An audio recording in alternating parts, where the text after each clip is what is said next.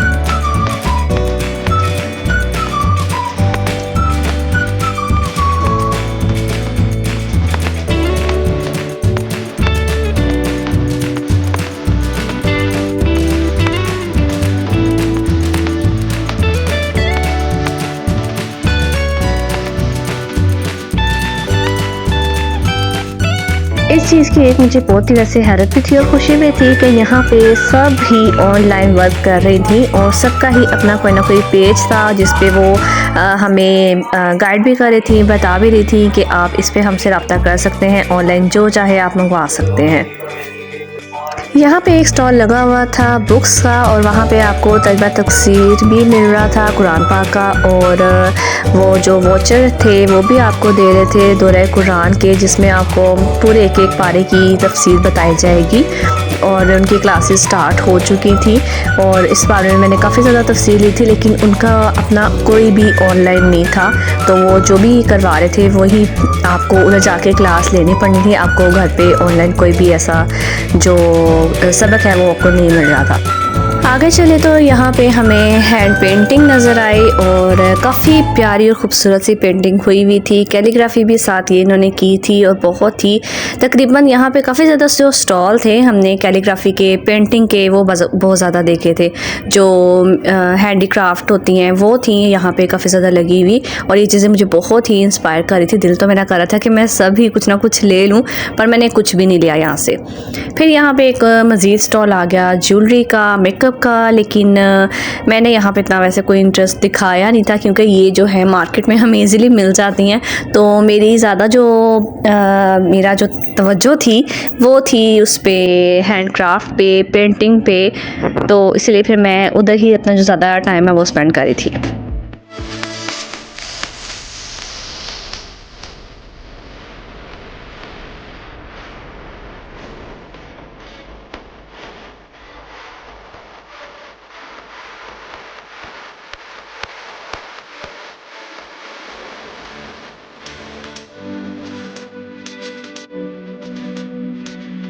एक ये स्टॉल भी मुझे बहुत ही ज़्यादा ज़बरदस्त लगा था। बहुत ही ज़बरदस्त यहाँ पे कैलीग्राफी इन्होंने की हुई थी और ये लैंप थे जो यहाँ पड़े हुए थे, बहुत ही खूबसूरत और बिल्कुल ही लाइट वेट थे।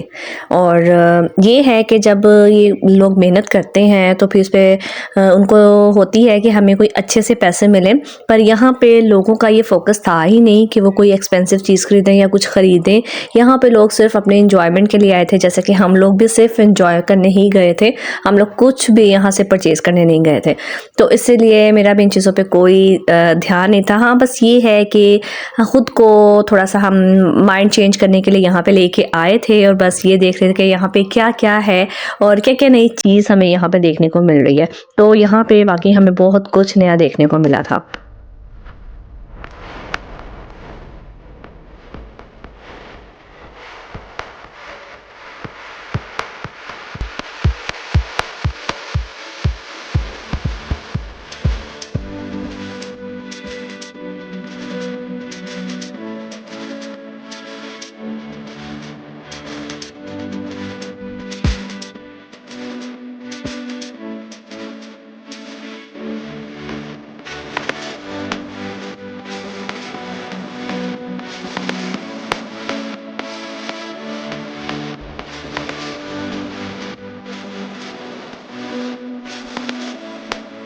यहाँ पे अभी बाकायदा जो फ़ंक्शन का आगाज़ है वो नहीं हुआ था, बस सिंगिंग कंपटीशन हो रहा था। जो लड़कियाँ गा रही थी आके, जिन्होंने इसमें पार्टिसिपेट किया था, कुछ को यहाँ पे इनाम मिल रहे थे, कुछ अभी गा रही थी और थोड़े बहुत लोग थे जो आसपास बस फिर रहे थे, हमारे जैसे, जो जल्दी आके यहाँ पे ज़्यादा इंजॉय करना चाह रहे थे। तो इस तरह के कुछ लोग बहुत टाइम से ही आ गए थे, जबकि फ़ंक्शन जो है लेट ही शुरू हुआ था। तो हम लोग बस अभी यहाँ पे फिर रहे थे और जो गाने हैं वो तो चल ही रहे थे, लेकिन वो चल रहे थे जो लड़कियां गा रही थी, जिन्होंने कंपटीशन में हिस्सा लिया था, पार्टिसिपेट किया था। और बाद में अभी जो सिंगर हैं वो नहीं आए थे। पर ये है कि यहाँ पे एक खुला आज़ाद सा माहौल था, कोई जेंट्स नहीं थे, कोई आपको टेंशन नहीं थी, आप रिलैक्स हो के जिस तरह मर्ज़ी यहाँ पे फिरो, एंजॉय करो और किसी चीज़ की आपको टेंशन नहीं थी। आप छोटी बच्चियाँ, लड़कियाँ सब यहाँ पे इजीली रिलैक्स हो के, मेरी बेटी भी बहुत घूम फिर रहे थे, तो हमें कोई भी ऐसा इशू नहीं हो रहा था कि यहाँ पे जेंट्स हैं तो इधर नहीं जाना, इधर नहीं खड़े होना। बस टोटली यहाँ पे लेडीज़ ही थी और बहुत ही मज़ा आ रहा था। बस कुछ इनके अपने जो गार्ड थे, जो इंतज़ामिया था, बस वही उनमें जेंट्स शामिल थे। उसके अलावा वैसे उनमें भी ज़्यादातर लेडीज़ ही थी, बहुत कम जो जेंट्स थे वो उसमें थे। रात तो ढलने शुरू हो गई थी, तो अब इन्होंने अपना जो प्रोग्राम है उसको भी स्टार्ट कर लिया था। कुछ ने यहाँ पे टैबलो पेश किया था, जिसको मैंने तो बिल्कुल भी नहीं देखा था, थोड़ा सा बस मैंने क्लिप ले लिया था। उसके बाद तो बस मैंने जो पूरा एरिया है उसको घूमने के ही चक्कर में मैं इतना बिज़ी थी कि मुझे फ़िलहाल तो कुछ भी देखने का मौका नहीं था। और सबसे पहले मेरी टेंशन ये थी कि मैं ये देखूँ इन्होंने ब्राइड्स को कौन सी जगह दी है जहाँ पे ब्राइड्स को तैयार करना है। तो वो इन्होंने यहाँ पे रखा ही नहीं था, उनको अलहदा से एक जगह पे लेके गए थे, वहाँ पे उन्होंने तैयार करके यहाँ पे लेकर आना था। फिर चलते चलते जी हम यहाँ पे पहुँचे। यहाँ पे लाइव कुकिंग का जो कंपटीशन है वो चल रहा था। कुछ ने या घर से बना के लेके आना था, कुछ ने यहाँ पे आके पकाना था। तो इसीलिए यहाँ पे भी बहुत ही खूबसूरत से मज़े मज़े के खाने बने हुए थे, पड़े हुए थे। तो बस हम उनको देख रहे थे, उनकी खुशबू अपने अंदर समा रहे थे। कुछ बहुत ही मज़े के डेज़र्ट थे, पुडिंग थी, बहुत ही ज़बरदस्त से खाने थे। फंक्शन तो अभी शुरू नहीं हुआ था, लेकिन मैं यहाँ पर बहुत ही इंजॉय कर रही थी और मुझे बड़ा मज़ा आ रहा था। लेकिन मुझे बाद में बहुत जाके पता चला कि ये जो मीना बाज़ार है काफ़ी अरसे से हमारे घर के पास भी कहीं लगता रहा है। हम लोग इतने सोशल नहीं हैं, तो हम लोगों में से कोई भी कभी जा नहीं पाया, कभी किसी को पता ही नहीं चला। तो आज फर्स्ट टाइम हमें पता चला और हम लोगों ने यहाँ पर जाने का प्लान बनाया और फिर हम लोगों ने इतना इंजॉय किया, बहुत ही इंजॉय किया कि मैं क्या बताऊँ। मेरा ख़्याल है ये सिर्फ मगरिब की अज़ान का इंतज़ार कर रहे थे, क्योंकि जैसे मगरिब की अज़ान हो गई तो फिर उन लोगों ने अपना जो फ़ंक्शन है उसको स्टार्ट किया था। और जो ब्राइड्स हैं वो भी पीछे आके बैठ गई थी, तो पर यहाँ पे किसी को भी जाने नहीं दे रहे थे। बस जो उनकी ब्यूटिशियन थी और उनके साथ जो भी थे, तो बस वही यहाँ पे जा रहे थे, इसके अलावा किसी को भी अंदर जाने की परमिशन नहीं थी। यहाँ पे काफ़ी ज़्यादा मीडिया के लोग भी आए थे और जो फंक्शन है वो भी स्टार्ट हो चुका था और सिंगर जो थे वो भी आ गए थे। तो अब हमारा जो एंजॉय है सही हुआ था और मैंने अपनी जो भांजी है उसके साथ मिलके खूब ही एंजॉय किया था, बहुत ही ज़्यादा एंजॉय किया था।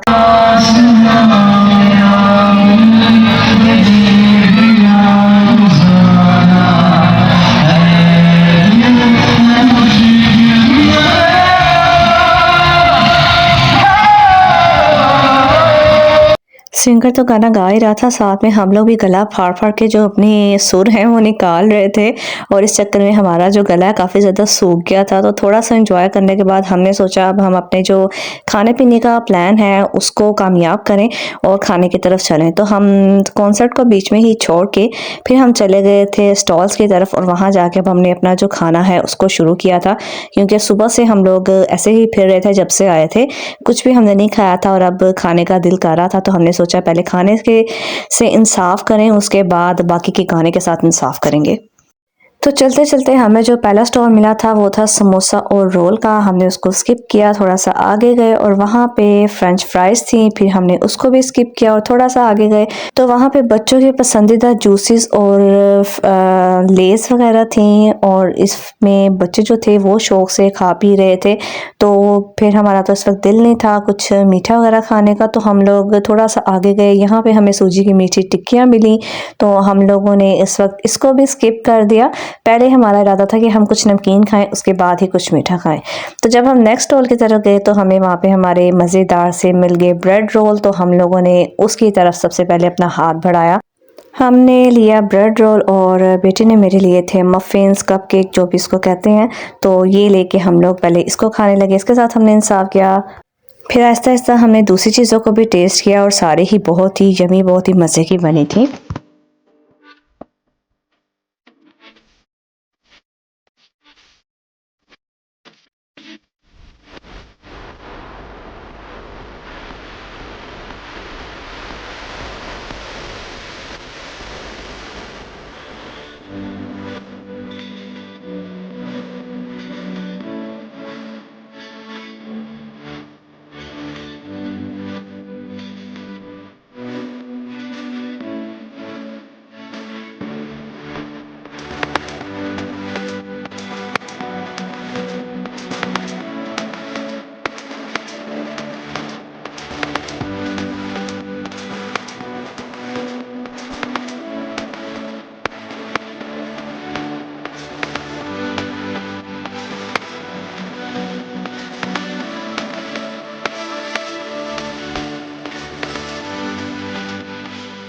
लास्ट में हमने खाए थे लड्डू पीठी और बहुत ही वो इस वक्त हार्ड हुए हुए थे क्योंकि ठंडे थे, तो हमें बहुत ही ज़ोर आजमाई करके उसको तोड़ना पड़ा था।